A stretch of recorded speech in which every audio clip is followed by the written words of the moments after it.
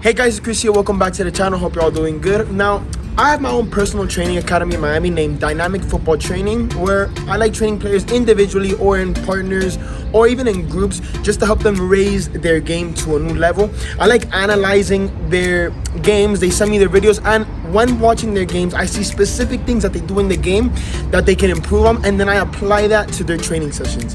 What happens when you're by yourself and you have no one to train with? So today what we're going to do is I'm going to make an individual training session, and you're going to come train with me. How I like to train when I'm alone, how I like to train, let's say, some aspects of my controls or some aspects of my passing, and just see if you can apply this to your training session and see if this can help you improve on your game. So yeah, come with me to train. Now, I feel like every good warm-up should have a bit of everything. A bit of articular movements, a bit of sprints, just to have the body completely ready to work at its maximum potential. Because what I do see is some players come and they just start either juggling the ball or passing the ball along, and that does put them at a risk of an injury. So even just with 2 cones, you can prepare such a good warm-up. Let it be with and without the ball. So yeah, that's what we're gonna do right now.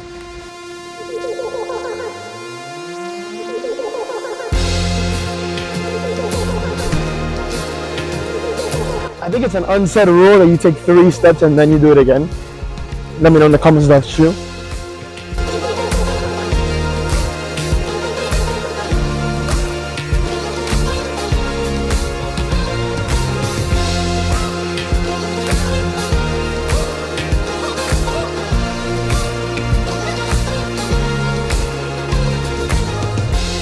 That's the warm-up done. As you can see, it's a 5 and 6 minute warm-up max. It's not as long. If you do it right, you're gonna feel perfectly fine, perfectly good for the rest of the session.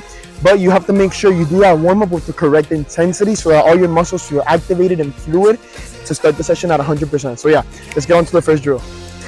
So kicking off the first drill of the session, we're gonna start with the same formation, of course, that we have here, 2 cones. As you can see, you can do a bunch of drills with these, with just 2 cones like this. We're gonna start off with figure 8. Now, I'm guessing most of you by now know what figure 8 is. If not, I'm gonna show you really quickly what it is. It's basically dribble in the figure of an 8. An example would be, you're gonna go.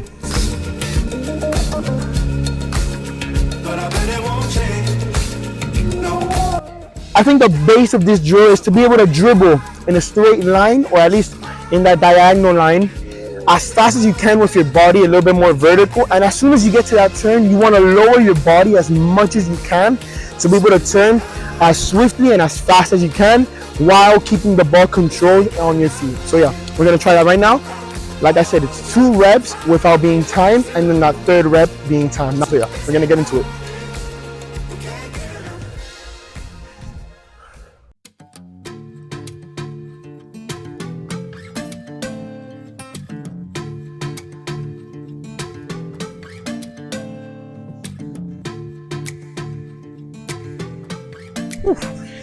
Ooh, that could have been better, but we practice it and practice it and practice it.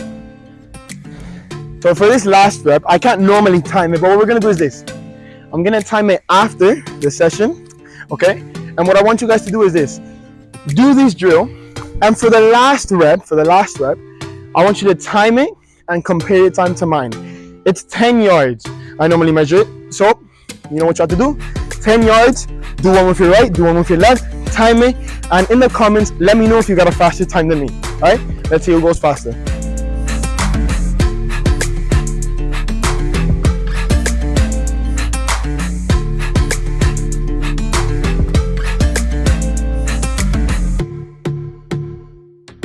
So that's the first drill done. As you can see, I'm already starting to sweat. So yeah, let's move on to the second drill.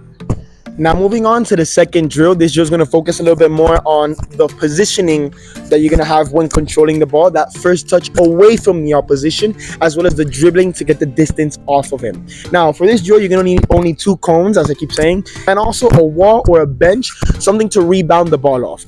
And this drill is going to consist of just passing the ball to that wall and positioning your body to go to one of the 2 cones, dribble around the cone as fast as you can, pass the ball again to that rebounder, and then go to the next cone. You're gonna see here, like I said, with the right intensity and the right movement and attitude, it's gonna be a brilliant session, a brilliant drill for all those players that want to improve their positioning, that first touch, and that dribbling away from the opposition. Reps of 8, 3 rounds of them. Let's get into it. Let's go.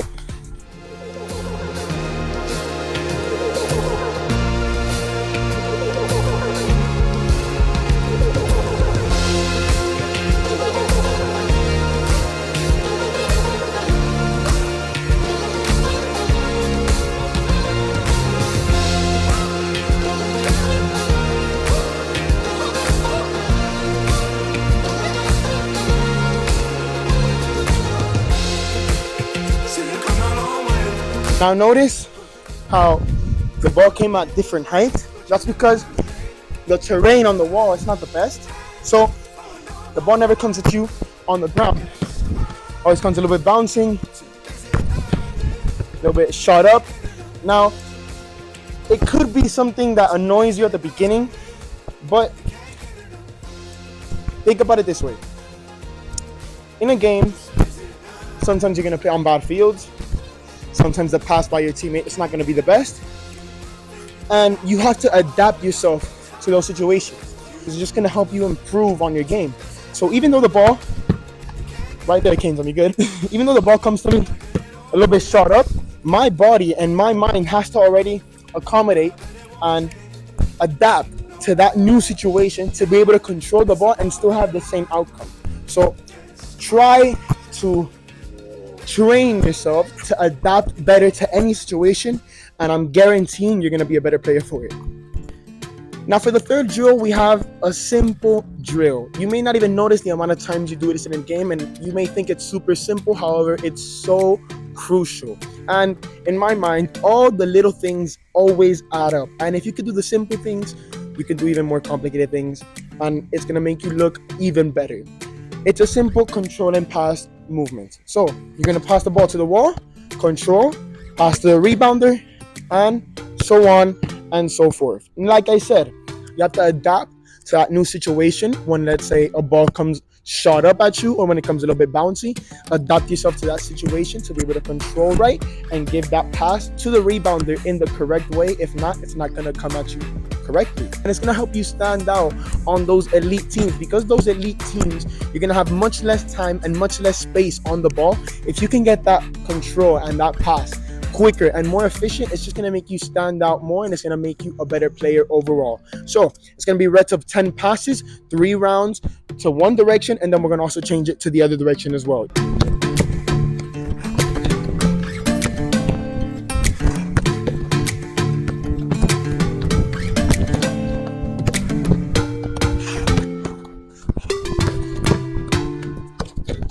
Last one. And control it. Just continue and get back out of it.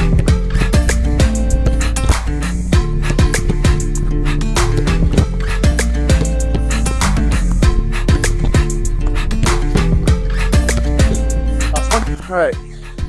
And that's the third drill done. On to the fourth and last drill of this quick session. Alright, last but most definitely not least is the 1v1 drill. Now, I've done this drill multiple times on my TikTok, and they've done pretty well, to say the least. But I feel like this drill is actually very important and key to most players, because it gives them the liberty and also the creativity to try things, and also it makes them a little bit more comfortable, so that when they do try these moves in the game, or these skills in the game, or even in practice, they know how to pull them off without risking losing the ball as much. I'm not trying to do 5-star skills in this drill. I'm actually just trying to do the basic and the ones that work the most for me. So let it be the feint, let it be the step over, or even the roulette. Things that I know that I will do in games that will just make me more comfortable if I keep on practicing them. And also, you want to focus on the explosiveness and the agility of the moves and the skills in this drill. So it's practicing each skill 5 times to each direction, and that's it.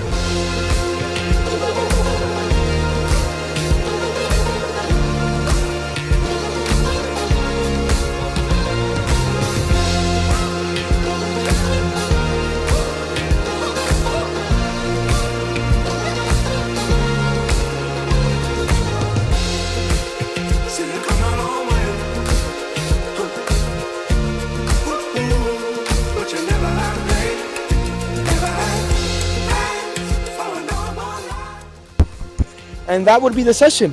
Simple as that. 4 drills.